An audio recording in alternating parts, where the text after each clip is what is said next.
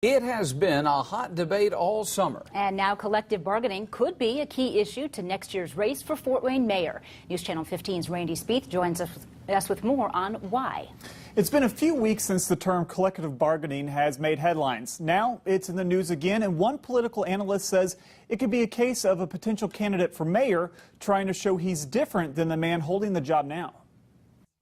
Fort Wayne elected officials from both major parties have generally had a knack for getting along. Yeah, if you actually look at the history of Fort Wayne going back even to the 1970s, for the most part, they have been able to work together. But the issue of collective bargaining's a different story. Collective bargaining is one of the agreements that you can look at and say, all right, there is a clear difference between where the Republicans and the Democrats stand on it. Republican Councilman Mitch Harper has authored or supported several new limitations on collective bargaining this year, while Democrat Mayor Tom Henry has opposed those changes and sided with labor unions on the issue.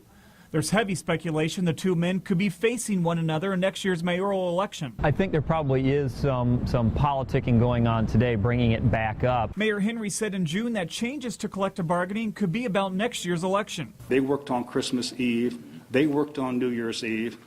They volunteered in many cases to make sure that our citizens were safe. And this is how they get repaid.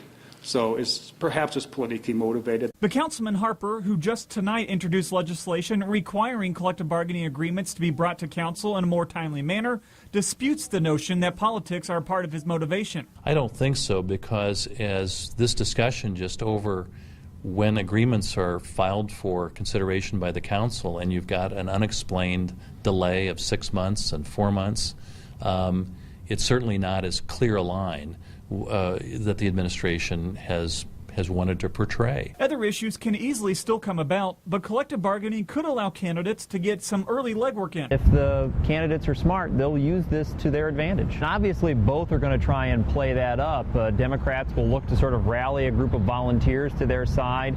Republicans think that they have a broader popular opinion on their side.